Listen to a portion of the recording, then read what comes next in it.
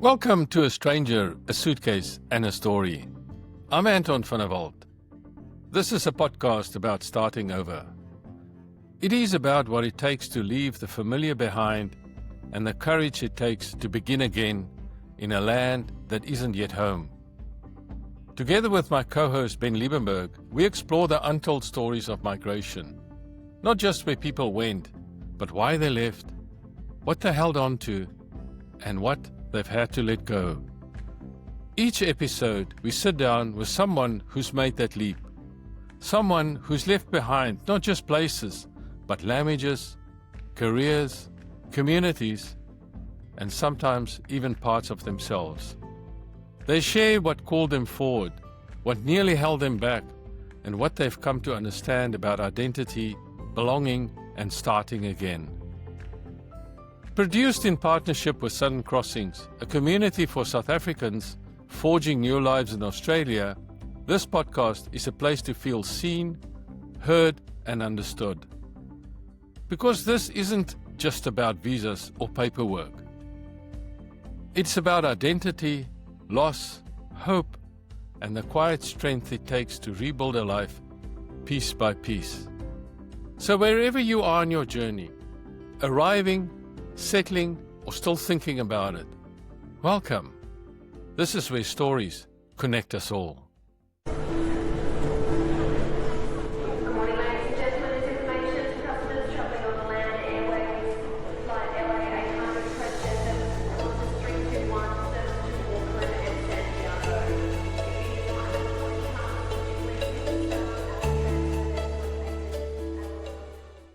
Welcome to episode 28 of A Stranger, a Suitcase and a Story.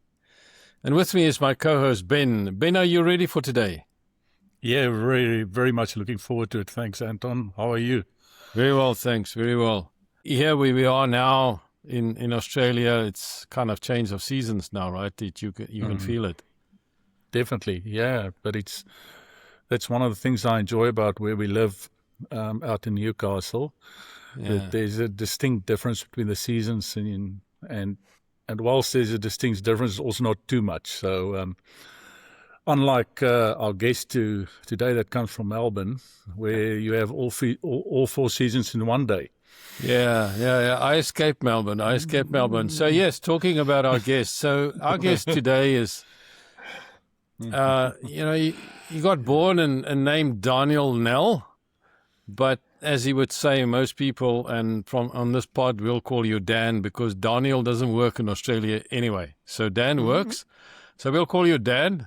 And Dan's story starts in Bloemfontein. And what stands out is that he wasn't pushed out of South Africa in the way some people are. But when he started thinking about leaving around 2018, it was less about an escape and more about a challenge. He and his family first looked at places closer to home, George and Cape Town. So I suppose he wanted to escape Bloemfontein. And then the question became, if we were going to start again, why not really start again? Australia felt close enough to South African culture to be familiar, but different enough to test him. What followed wasn't a clear or quick transition. Long before he physically arrived in Australia, Dan had already begun building a life here.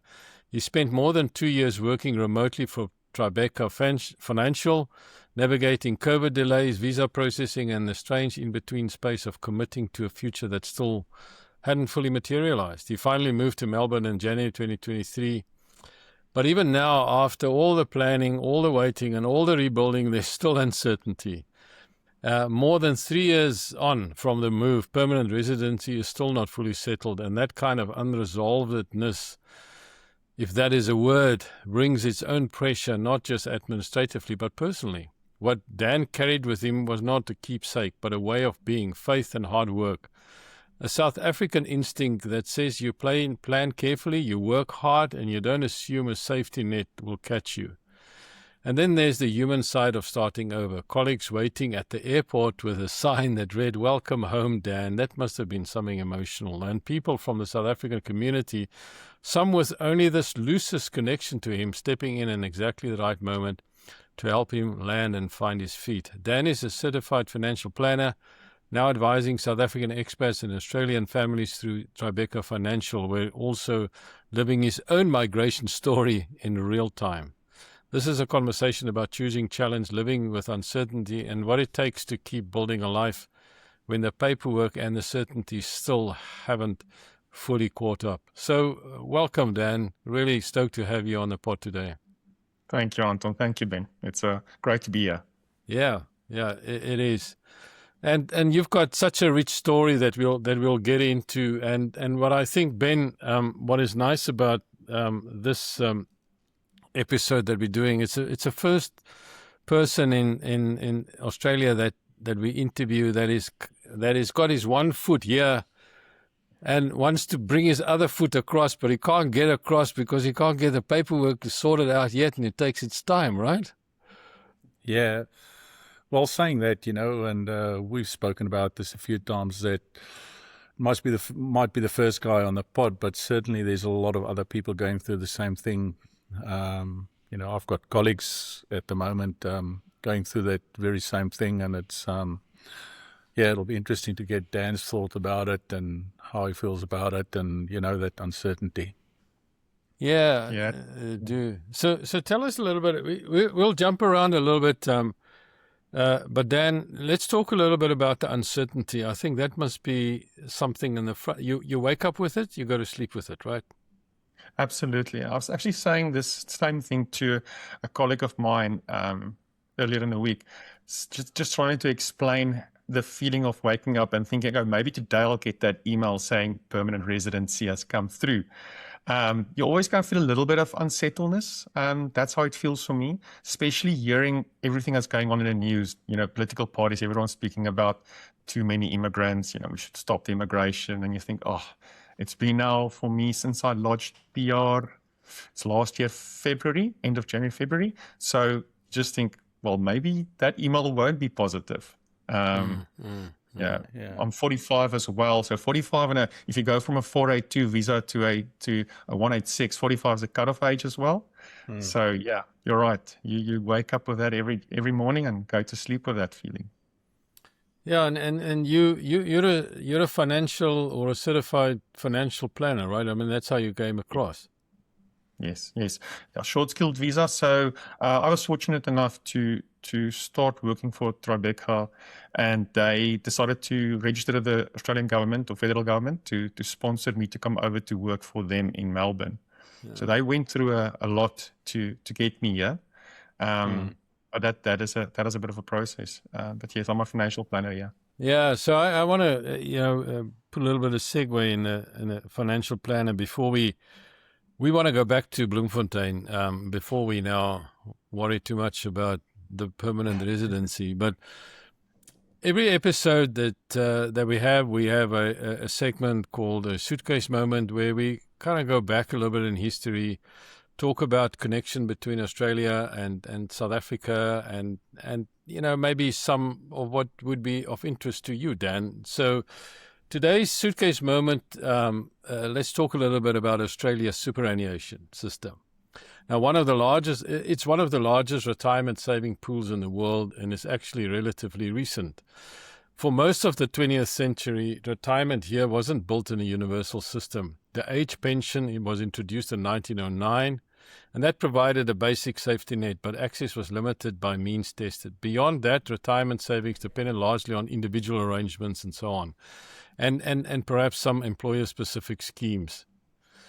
The real shift came in 1992 when Australia introduced the superannuation guarantee, making it compulsory for employers to contribute a percentage of employees' earnings into retirement savings. So that kind of policy decision changed the structure of financial life in Australia. Today, I mean, this is an astonishing figure. The system holds more than 3 trillion Australian dollars in assets, and sits at the center of how Australians think about long-term wealth, retirement, and financial security. On the other hand, South Africa developed strong financial services and retirement products over time, but without universal compulsory system in quite the same way. I know that some employers did it, but the responsibility has remained more directly with individual to plan, to preserve, and to make it work. And because of it, the Australian system is so structured, the contributions are compulsory, and for many people, it runs in the background.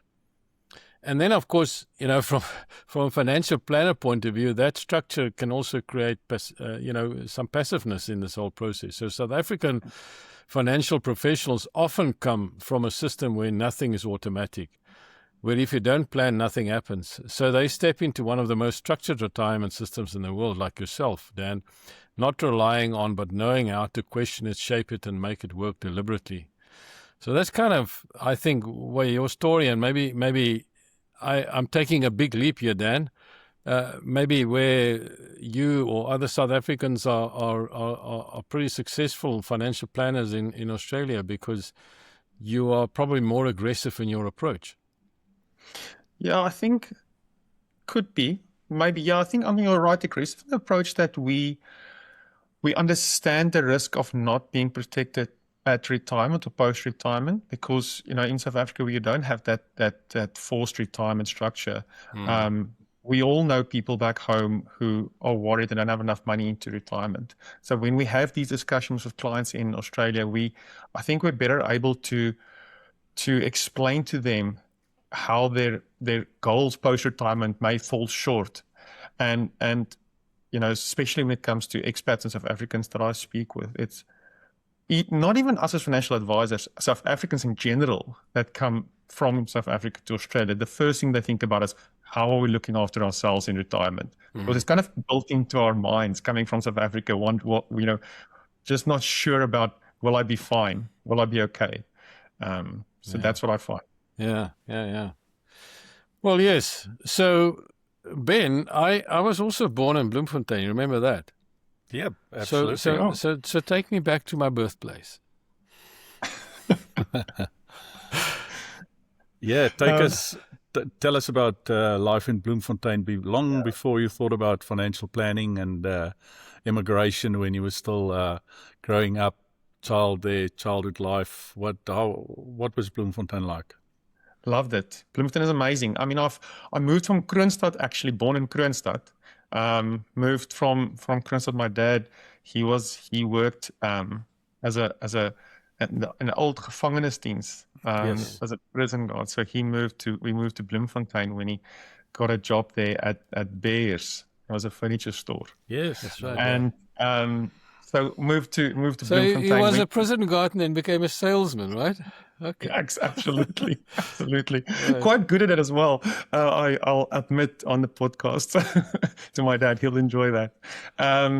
No, so we moved to Bloemfontein when I was like 5 years old. And went to a small primary school. Finished primary school, went to high school, Bloemfontein. Started studying. Well, what school did you go to? You see, I didn't say, but I did go to Grey College. But you can't blame me. You can't blame me because I didn't say it myself. I just wanted to say, you're the first guy I've ever met that didn't admit it. There must be something wrong with you. Yeah, you see, because I know if I say it first, you're going to say, "Oh, how do you know he was in Grey?" Yeah.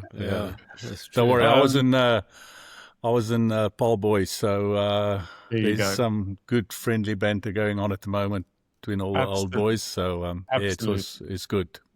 Yeah, no, absolutely. And I must say that was a great privilege and absolutely shaped still who I am today. So I'm very thankful for that opportunity. Well, why is that, Dan? Why is that? You can't say that without explaining this. Yeah, I always look back and I think it's the structure and the discipline that was taught to us. And I generally explain it in a simple way. We weren't allowed as standard sixes or to standard 9 to walk across grass for whatever reason. We have to stand up if someone older walks past you. And when you're younger, you think, that's just stupid rules. Why can't I walk across the grass until I'm matric, until I'm 17 or 18 years old? Growing up, when you're going into the corporate world, into the world, you realize there are very many stupid rules out there that you just have to do because it teaches you discipline in a way, respect for things, even though you don't understand it. So, looking back at that time, I think that taught me, it taught me that most definitely, without a doubt. And then also just, we had a thing where we always used to say, grey boy never gives up. So that still kind of sticks with me. You the resilience, you don't give up, you just keep going. Doesn't matter. Yeah, That's what I would say. That's actually a very good explanation of that whole scenario, and I really enjoyed that. So it makes kind of sense to me as well.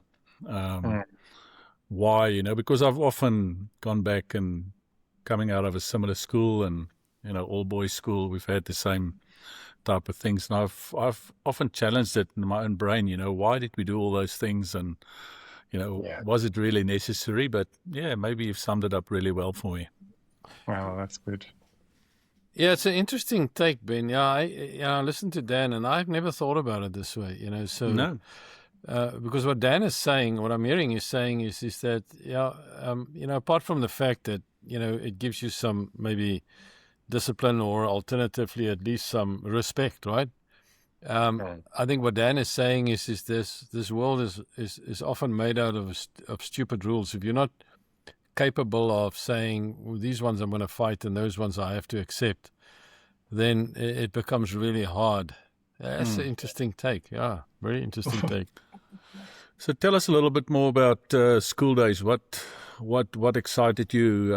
What did you like doing? Well, obviously, Grey's a big sports school. Do you involve in sport, or are you more academic? What was the thing that that got you going? Arts, culture? Yeah. For me, it was sport, rugby and cricket. Coming from a small primary school, getting into Grey was purely based on sport, not on academics, I promise you. But how it worked out for me was quite different, because in standard 6, I was young. I broke my ankle, just after rugby trials, and weren't able to play rugby for the whole of standard 6, and then standard 7 a car hit me, couldn't play rugby again. Standard 8 I had to get another operation on the first ankle that I broke. So 3 years out of the 5 I weren't able to play sport. I still think that's probably the best thing that could have happened to me. Going into school was a bit arrogant into high school. We used to, when you just get into school, they said there's a little thing that you have to do. Every time a teacher hits you, spanks you, what do you get corporal punishment. Back in that day, you make a mark at the back of your tie, just one. I had to stop after like a month or 2, because it's just I had too many pen marks at the back of my tie. So I think basically just getting me to think differently, can't do sports. So you kind of take it out of that group, out of that whole scenario where you are, you think you think you're so good at something, and now you can't do it anymore.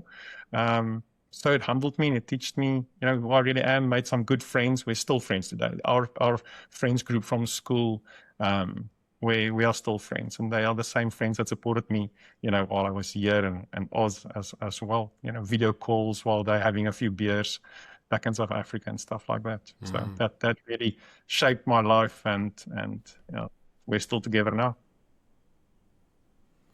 Yeah, it's interesting. So and then your last 2 years of school, obviously you seem to have not broken ankles, have cars drive over you or anything like that. So how did that go those last 2 years? Just started playing rugby again. Played for there's a specific team, the 7th team, and Standard Dynamo Trick was called the Crocs. Basically, that's the team that the guys who played cricket, and you have to do a summer and a winter sport. So the guys who play first in cricket or other sports, they would play in that team. I played in that team. I just played, rugby for 2 years, but I always joke, I say I've never lost a game of rugby in Grey, but I only played for 2 years, so that doesn't really count. But did that, and just played a bit of rugby, played a bit of chess, things like that. Okay, and so do you have siblings, brothers, sisters? Yes, I do. My sister is a couple of years older than I am. My brother, he's 8 years younger than I am. Okay. Yeah. So my sister, yeah, she's like I said, she's a couple of years older. My brother actually also went to Grey. So yeah, we share that And are they as well. still back in South Africa? My sister is back in South Africa. She's in Bloemfontein. My brother, he lives with his wife and 2 boys in the Netherlands.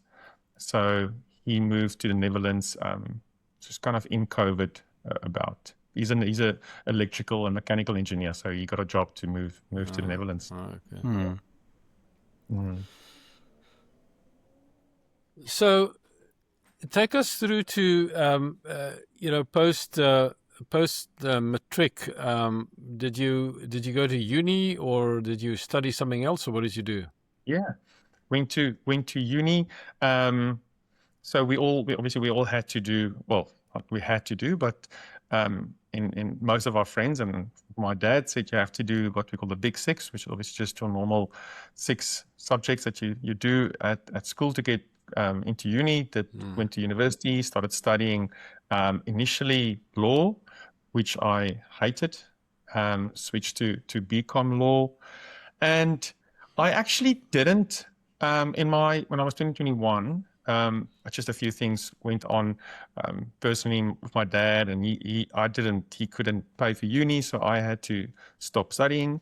Went over to the UK when I was 21 without finishing my studies, to go and work in the UK. At that stage, it was a big thing, where people went to 2021 going to the UK for a working holiday visa.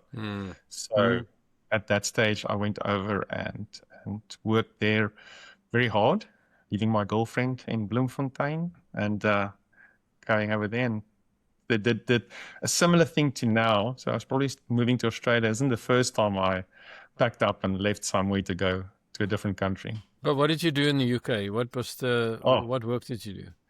First job that I did was as a what we call a duct fitter's mate, which is basically a guy who puts these ventilation ducts into big buildings. I had visions of a duck. I couldn't figure out what that was. Yeah, so these ventilation ducts that's in the in big buildings. I was the guy next to him, passing him the tools. Okay. Yeah. So you were happy. Yes, I wasn't happy. Absolutely. And then I was a security guard for a long time. I worked at UBS Investment Bank as a security guard for a very long time for the rest of the period. How long were you there for? Just over a year, so probably I think 13 or 14 months. Was that to earn money to come back to study? Was that the reason? Yes, absolutely. So that was the thing. I had to go. So that's one of the things when I look back at that time. Didn't do any traveling. I went once to Windsor Castle, and the rest of the time pretty much just worked 6 days on, 1 day off, 7 days, 12-hour shifts. Where was that? In what county or state? That was in London. So I stayed in Walthamstow, worked close to Liverpool Street Station, and just working. So did you manage to save enough pounds to come and study? Yeah, I did. So I saved quite a bit of money, came back, bought a car, started studying. And a funny thing how life goes, I was like the girlfriend that I left behind. We were together, came back, we moved in, studying and working. Because I started working as well at that stage in Bloemfontein. There was a He-Man Auto, it was a car dealership. So I started working at He-Man Auto. And as I worked and kind of progressed through the ranks, I stopped studying because I started at one stage selling new cars. I moved to Volvo, started selling new Volvos, earning good money. And I stopped studying. So I worked at Volvo for what's it, 7 years, 6-7 years after that. So at that stage, kind of I liked it on in that whole 7-year stretch. I thought, I need to find something to do, and started studying financial planning. Yeah, so and then I really kind of put my head down and started studying, and I did your postgraduate diploma, all the qualifications. I ended up doing postgrad, did CFP, did advanced um, you know, the graduate diplomas for asset types, portfolio plannings, and things like that to get fully qualified, and moved into financial planning as a career in end of 2009. Apologies. Yeah. But how did you get into financial planning? Because Yeah. you were a duct handing of spanners guy, and then you studying BCom law, and then you Yep. do that, and then you come back enough money, but then you go and work in a dealership, which Yes. is the furthest away from a financial planner, because this is now trying to sell something to people to buy. Absolutely. Where did that link come that you wanted to do this? Well, Yeah. what happened?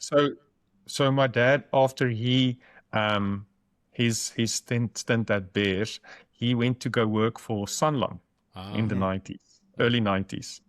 So he later on started he's at financial advice firm after he was a area manager at Sanlam. And so I had exposure to the industry. Just never really wanted to work with him. Family and business, it's a little bit of a tricky situation. It can get tough at times. But yeah, so he kind of kept on telling me, look, come and do it. It's a great opportunity. And so when I after about, like I said, about 7 years, 6-7 years, I decided, okay, maybe it's time I do it. So, and that's how I got into financial planning, through my dad. And was that, when you went into that, was that saying, okay, well, now I found my thing, my rhythm. That's what I want to do. How did you know that? I would say only later on. So initially I started doing it, and I thought, look, I like to work with people. I like to help people. It's even when you think about selling cars, you're still providing a service to people. You're giving them joy. You're helping them, drive out of that dealership with a smile on their face. So financial planning, it's not so different. The timelines is just vastly different. Yes. You just plan for different things. And I definitely I would say probably after 2 or 3 years, I realized that this is what I want to do. This is really what I want to do, because I saw the joy it gives my clients when they actually meet a goal. And for me, it's real when we started saving. So good example is, started saving for a client when just before they got their first child. They spoke to me, said, look, we want to put money away for school, because obviously school fees are expensive. I want to put money away for school. And when they actually hit their goal before planned, I can go to them and say, congratulations, you guys were diligent, you did the hard work, you were able to save through everything. Here you go, well done. That's a good feeling, because you've helped someone realize a dream they had. So when I realized that I'm actually able to I'm not a doctor or save people's lives, but you definitely, as a financial planner, change people's lives. And the legacy that you leave is the ability for your clients and their children to improve their lives. So for me, that's really what I found in the profession, and what I still enjoy to today. Yeah. So you were in Bloemfontein at this stage all the time. Obviously, knows the town well, know everybody well. You've got your infrastructure, you've got your connections. And especially in that game, it is very much connection and relationship driven. Yeah. So then you said, oh, maybe, I should have a look at going to immigrate, or I should maybe go to Holland. I should go to Cape Town, George, wherever. Why would you want to do that if you're well set up, you've got your infrastructure in place? How did you come about that decision? Yeah, Ben, it's a good question. I was thinking about this. Well, I actually I thought about this specific thing very many times after I moved to Australia. But I would say I remember very vividly, I was in Bloemfontein, and maybe it was a midlife crisis, I don't know. I was about 39. But I was sitting there, and I heard a thing on YouTube where the guy explained it, where he says, you don't want to look back at your life. Or it was actually Joe Rogan, he's had a thing, he said, when you look back at your life, are you going to, lay in your deathbed thinking, was this it? Does this really it? Did I live my best life? And I sat and I thought, I don't think I'm doing everything that I can be doing. I didn't feel challenged enough. So I thought, look, why not Australia? My wife and I at that stage said, and she was keen as well. She's a lawyer, so we discussed this, and we thought, okay, well, where are the places we can go to? Because obviously, being a lawyer, she can only go to certain countries. That's why the Netherlands were in there, and UK, Canada, and Australia. And Australia was just kind of a more natural choice for us. Yeah. Did you guys have to requalify, or both of you? Obviously, lawyer. You have to, as well. She had to do a few modules as well, same as me. So I was fortunate. When we started doing the research in 2018, or actually end of 2017, beginning 2018, to how will this work? How will the immigration process work for two of us in our specific fields? I got in touch, or was lucky to get in touch with the dean at Central Queensland University, who was really very helpful. So I got recognition of prior learning, only had to do 4 modules. Okay. So I did that online to get a full qualification, because as a financial advisor, you need a full qualification in Australia. And so I did that online in 2019, and the same for my wife. She did her modules as well. And we both got qualified by the end of 2019. All right, but that's actually good, and maybe because our podcast is about learning and giving some messages, I mean, that was probably the smart thing to do, to get your qualifications and everything in order before you came over. Because a lot of people come over and then doesn't quite realize that they have to redo everything, and that's another burden on you when you're trying to settle in and trying to find jobs and all those kind of things. So, absolutely. I think this is the biggest learning for me was really, and I say this often to people when they ask, is that you have to do your research on your homework, specifically what it takes to do your job after you've moved here. As a financial advisor, a financial planner, it's such a regulated, very highly regulated area that you practice in Australia, that there's very, very many rules and limitations placed on us. So people think, if you're a CFP, you can come over to Oz and that's all you need. But in essence, you don't. It doesn't mean much, to be honest, because you still need that full qualification. Even if you come over, you have to do a professional year as well. So you're going to have to go through the ranks regardless of your experience. I was fortunate probably at that stage, because I was allowed to come in as what they call a foreign existing advisor based on previous experience and qualifications. It was a bit of a process, and you had to pay as well at that stage, FASIA, which is a regulatory body, where you actually prove to them previous work that you've done. And then they reach out to the FSCA in South Africa, and they check all your credentials, and then they say, okay, you've been a financial advisor in South Africa, you can just come to Australia and practice here. Okay. So that was a bit of a different path that I took to most people probably. But okay, so tell us a little bit about that period between 2018 when you took the decision and 2023 when you came, because that's I mean, that included COVID, right? So tell us a little bit about that period. Were you, by then, who were you working for in 2018 when you took that decision? Yeah. So at that stage, my dad, obviously we had a firm, and it was, so the trigger, probably the other trigger as well for the move here was that he wanted to retire. So he's technically already semi-retired, lived in George, or Mossel Bay rather. And we had a discussion, okay, well, what now? what's next? And I said, look, we're considering this move, and decided that instead of continuing, because the business is also his retirement, right? So we said, look, instead of me continuing with it, how about he sells it, and then I'll come to Australia.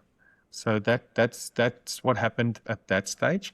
In 2019, that was finalized. So end of 2019. So just as my studies finalized as well, I had just kept over a number of clients, family, friends, and I was fortunate enough that I had a few friends in the industry, so I moved my registration, my FSA registration, over to their business with the clients that I kept over. Only a small handful of clients, and that's where I'm still licensed in South Africa as well. Okay.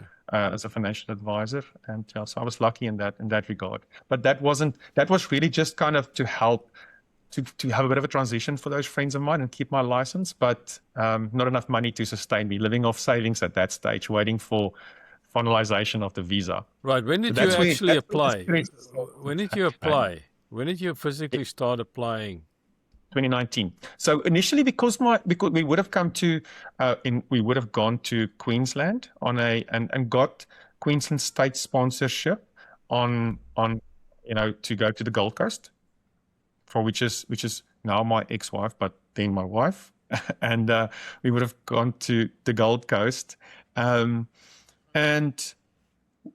so between that period of waiting since when we obviously got the state sponsorship, did the biometrics. I've always looked back at that day. We went on the Friday in beginning of 2020 to do our biometrics, last step in the process. And our agent, we had a lawyer, or still my agent, but he's in Sydney, and he said, no, it will be a matter of weeks, because the points that we had in the 199 visa was so many.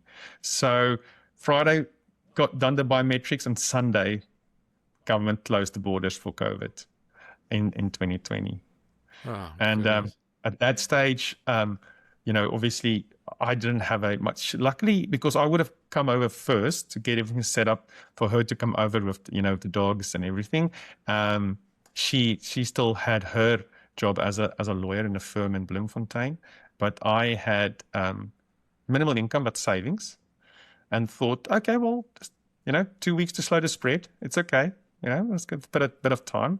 And that ended up turning into January 2023. Yeah, so, so that, but during that time, then you at some point, now, of course, it closes, and then nobody has any answers for you. Yeah. And, of course, it doesn't matter what you do, because it's all closed and so on. So it's incredibly difficult. But did you at that time then join Tribeca, or how did that come about? So initially I thought, okay, it's going to be a month, 2 months maybe. So didn't do much, just kind of hoped everything will pass quickly. It didn't. Around mid-2020, I realized, okay, well, now I'm going to have to do something. So I started reaching out to firms in the Gold Coast to find out, look, basically trying to set myself up for a job as soon as the borders open up. And I was lucky to have, to speak to a specific CEO of an advice firm, and he told me, like, look, Dan, we've had a CFP from Canada with us before, and even though you have the book knowledge, we've seen that doesn't play out in practice very well. We need you to be here first to see if you're able to do the job, because their experience is that a lot of us that come over there don't have the practical application knowledge in any way. Like, we don't know the firms, we don't know the companies, we don't know who to phone to get client information. And as soon as he said that, I realized that, well, he's got a very good point. So I started to do some writing blogs, writing articles about financial planning, to set up some credibility for myself, for future employers. I started as well reaching out to other firms, paraplanning firms, to see if I can't do another job. Nothing happened, nothing eventualized from that. And in 2021, middle 2021, I actually reached out I joined a group, financial advice group, Ensemble, here in Australia, which is basically just a social media group. And I put a post up there saying, look, this is who I am. I desperately want some practical experience because I've finished my studies in 2019, and I really think that if I don't get some practical experience in, it's going to count against me, because any employer will say, look, you've not even practiced this qualification of yours for, a year and a half. And I said, look, I'll work for free. There was two things happened. The moderator of the group said, look, we don't post these things on the general chat, please. But also, she was very nice about it.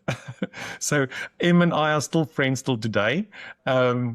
Ensemble is a big group these days. But also another guy, Nathan Fradley, sent me a message saying, look, firstly, you don't work for free. And then secondly, I may need someone to do some administrative work short term, if you're interested. And I said, okay, good, I'll do that. So I started first, before Tribeca, working for Nathan, doing literally administrative work. And I'll remember that, and I said to him, look, because obviously it's Melbourne, I got up at 12:15, started working at 1 a.m. And so was Nathan part of Tribeca? No, he had his own financial advice firm. I see, okay. Yeah, so he got bought over by Tribeca a few months later. Oh, I see. Okay, now the story starts happening. I can see that. Yeah. So that first morning, Nathan asked me to call NetWealth, which is a platform here in Australia. And I was like, I don't know who NetWealth is. I had to Google these guys first, figure out who these companies were, and realize that I really don't know anything. So, but I was basically what he called a advisor's assistant to an advisor. And if anyone ever watches The Office, I was not a associate advisor. I was an associate to the advisor. Okay. Yeah, that's interesting.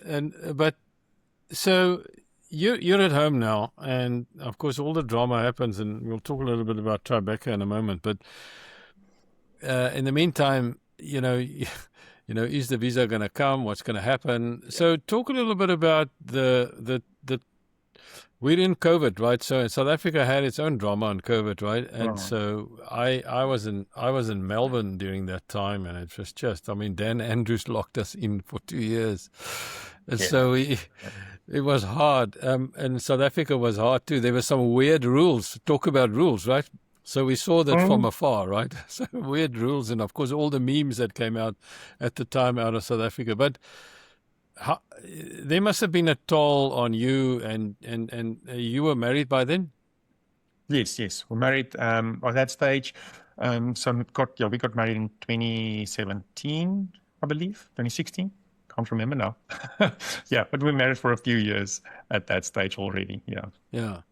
So tell us a little bit about that, because I think that you eventually came across on your own. I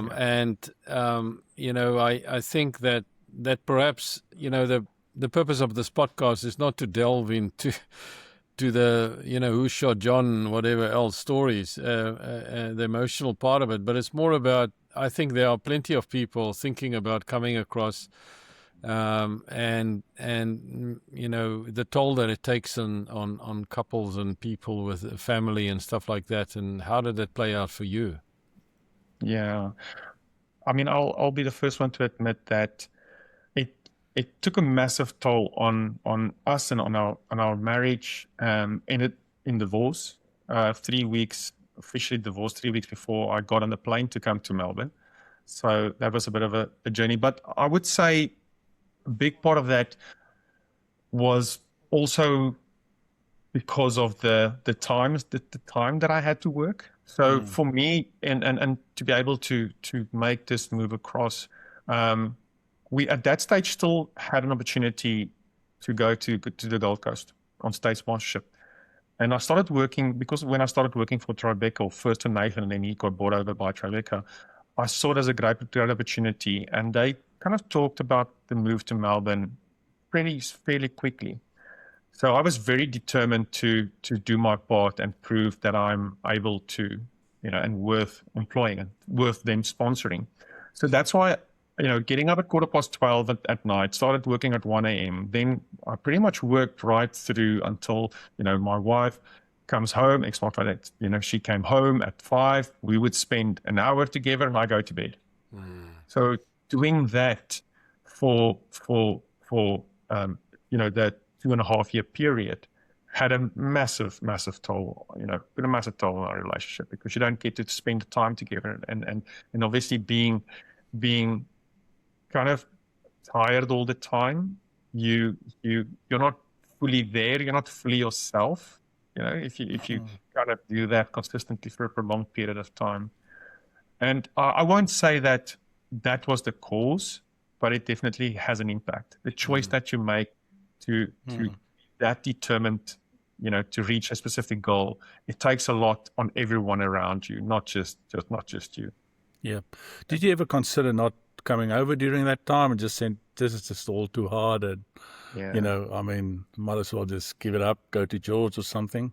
Yeah, definitely. And I think that's one of the things that my ex-wife, she very many times said to me, like, just why the visa's never going to come through. It just, every time, you said, Dan, every time you tell me it's going to come through, it's going to come through, it's going to go through, and it just never does. So I definitely thought about that often. But for me, I always look at it and think to myself that I made a choice and a decision, and this hard is part of the journey. And, when we spoke about this, I asked her, do you still want to come? She said, yes, I still want to go to Australia. And even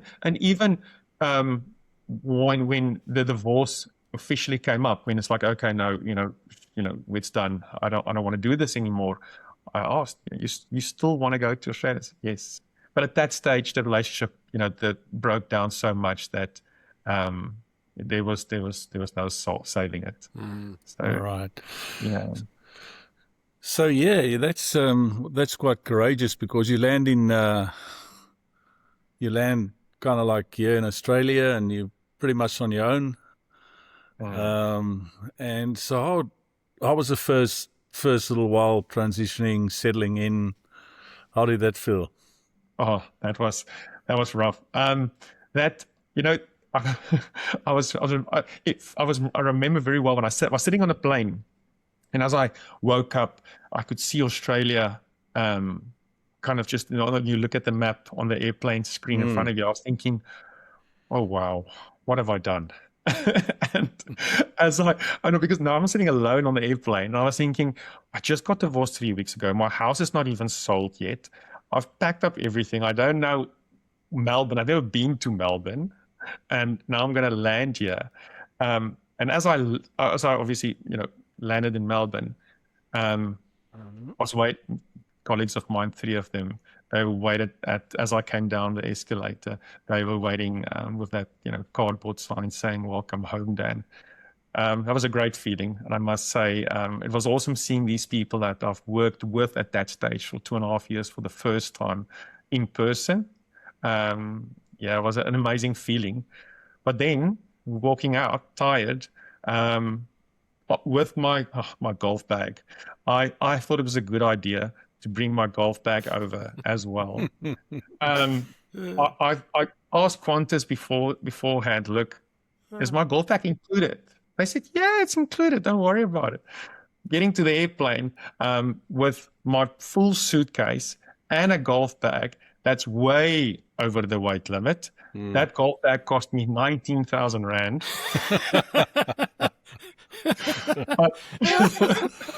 Oh, goodness. Well, you could just leave it there, man.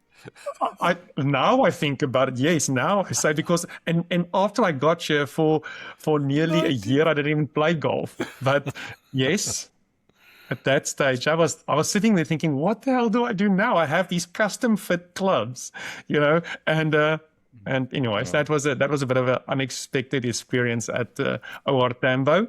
But as I got to Melbourne, down the escalator, picked up my friends with my golf bag, driving.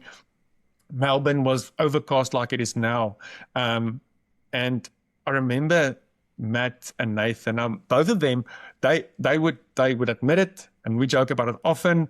They are pretty much bleeding heart lefties, greenies. So it's not graffiti. It is street art. But as we were driving through Brunswick, and I see all these street art, I was thinking, this place is ugly. What the hell have I done? And I thought, this is where have I moved to? Because Nathan, he still lives in Northcote. Anyway, so it's a bit of a grungy area. He lived in an apartment there. But the very next morning, when I woke up in his apartment, because I stayed with my colleague that night, when I woke up, the sun was out, and we went into the city. Took the train, went into the city, got off at Flinders. I thought, wow, that's the first day in Melbourne, and the sun was shining. We went to go get a coffee, and I thought, okay, this is awesome. This place is very cool. Yeah, you're right. Yeah. Dan, you are so right. I also remember, the first time going to Melbourne City and then getting off at Flinders Street Station, and you say, oh my goodness, there's this fantastic restaurant on the railway tracks. Not, I think it's station 21 or something, or platform 21, whatever, around about that area. And it is just magic there. And Melbourne is a lovely place, apart from the weather, but it's a lovely, lovely place. Yeah. So there you are, and I think getting to Melbourne, and I think, but now you look back to it. I know you're not quite settled yet because the visa hasn't been sorted out yet. But looking back now, was the sacrifice all worth it? And the 19,000 rand for the golf bag. Yeah, this is the most expensive suitcase, Ben, that we've heard from so far. Well, But you understand that, right? You understand that. Well, it's a tool of the trade in South Africa, I mean, you can understand that, You're not going to give that away.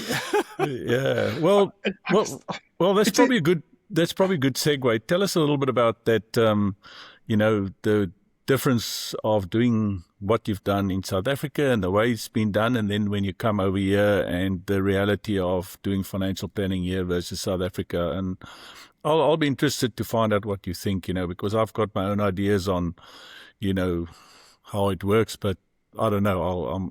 I'm just guessing as well. So I'd like to get your view. It is, in my view, much more complex in Australia than in South Africa, and it's so for what I've found, and even for me as a financial planner, having studied this, coming over here and understanding not just the system in which you kind of putting your money into, not just super, but the tax deductibility portion of everything else that goes around it. So we, in South Africa, for example, it's a simple example. We no longer can't, for example, pay for your insurance from your retirement annuity. Yeah, you can pay for that from your super fund, but so it's just differences that if you don't know, you don't know. How would you even know if you come over here? Yeah. And then the complexity around the tax deductibility portion of things, which is so different to South Africa. With all the rules that with all the benefits that they provide here, there comes a lot of rules of when they apply and when you can actually qualify for them. So that's my view, the difference, yeah. And sorry, Anton, and what about sorry if I can just ask what about the human side and the interaction with people and the way they conduct business between the two countries? Fairly similar, or do you find it to be quite different? Do you mean the way that clients interact with companies? Both colleagues and clients. Yep. Yeah. So colleagues is working with Australians. I've found, especially as an Afrikaans, I think you would probably have heard very many people say it. We are more direct in our way that we articulate ourselves. or not articulate ourselves. I don't know. The one thing that I find some solace in is that my brother says that the Dutch are much worse than us. Okay. Well, He tells me a few stories from their meetings, which is I was like, I thought us South Africans, Afrikaans people are direct. No. it explains But- where we come from, eh? Yeah. Exactly. Yeah. No, so I think that was the biggest thing for me, is to understand really kind of the difference in how you need to communicate with colleagues. I joke now about it, but I even had to. I bought a book, Nonviolent Communication, Right. to help me. That's a to very help me. direct title. If you Yeah. wanted one.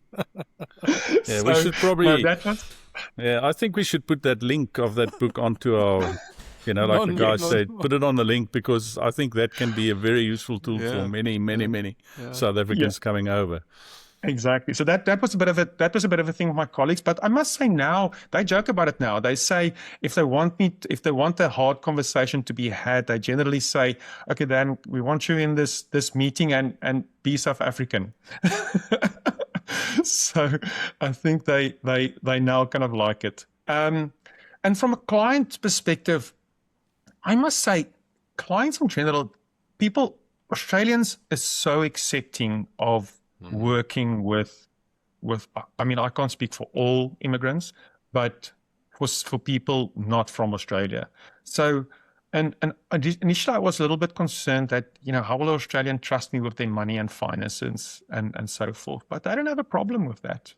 Yeah, At all. yeah. It's interesting you say that, and I kind of get it, because I think there's a lot less. Maybe I'm wrong, Ben, but there's a lot less skepticism. I think when the average Australian, when you're in Australia and you do the things Australians does, then people kind of accept that and say, well, you're following the process that has to be followed, so I'm not too worried about that.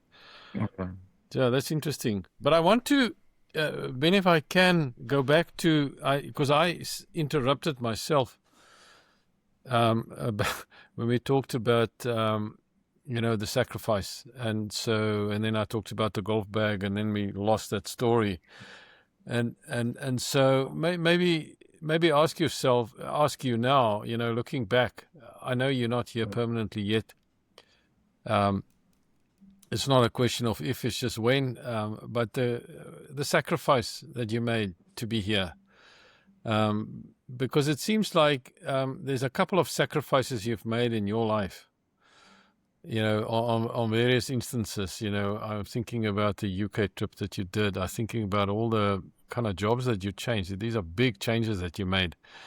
And the sacrifice that you made to be in Australia, is that worth it, sitting where you are now?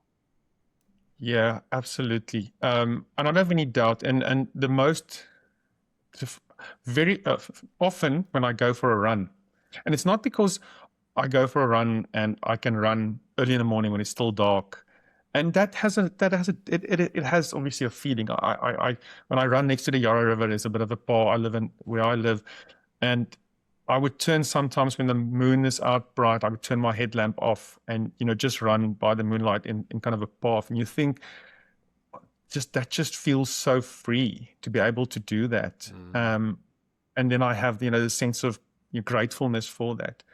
But I think the most real feeling that I had of being grateful was I drove back from Brisbane to Melbourne a few weeks back, and I went the direct route inland. And as I was driving, I stayed over at a little town called Forbes. But as I was driving towards that little town, the countryside reminded me so much of the Free State, the farms, the John Deere tractors in those little towns. And I stayed over at a motel there and ate dinner. I ate a Scotch fillet with frozen vegetables. If you're from a country town in South Africa, when you go to the golf club, there's no fancy vegetables and stuff. And seeing that countryside and the feeling of the tractors and the landscape and sitting at that golf club, it made me feel at home. It didn't make me miss South Africa. It made me feel at home. So yeah, most definitely, I'm grateful to be, and it's the right place to be for me. Yeah. Well, maybe Ben, at this segue or this part of the podcast, I think that you've given so many good thoughts and ideas, but you have other people that listen to this podcast that thinking about coming across or are here in your same shoes. What are the kind of things that you would tell them? What do they need to do to stick the course, and what do they have to look out for? Yeah, be prepared for it to be very hard. It's very hard. That first few months, initially, if you ever try to look for an apartment in Melbourne, I don't know if Sydney is the same thing. Without references, it's not easy. Mm. You can't get a place. Standing in a line with 20 other people. But that besides that, that first while where money is still tight, you're still used to spending in rands, and you see all these prices. I sat for a very long time. I had just a camping chair in my apartment's room, and I watched TV on an old computer monitor. And then I got a free couch, which I only bought a new couch end of last year. My point is that you should be prepared for it to be hard. It's some people's hard is different than others, but it's going to be difficult for everyone, I think. Mm-hmm. And as long as you're kind of prepared for that. And the other thing I would probably say is that you have to decide why you're coming over. You need to know what your why is. I generally find two types of people. It's not to say one is right, the other one's wrong, but you find two types of people who immigrate from South Africa to Australia. The one type is the people who move or flee from something, and the other one is the types of people who come towards something. Mm. And I was lucky that I was in the latter. I wanted to come towards an opportunity. So for me, the suffering or the hard or the loneliness I felt was always because I wanted something, from being in Australia.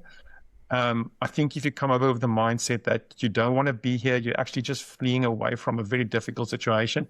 You're always going to look back longing to South Africa in a different way. Not that I don't miss it. I go back often. I actually go back every year to visit my parents. But understand why you're here. That's a big one. Yeah. No, that's good advice. A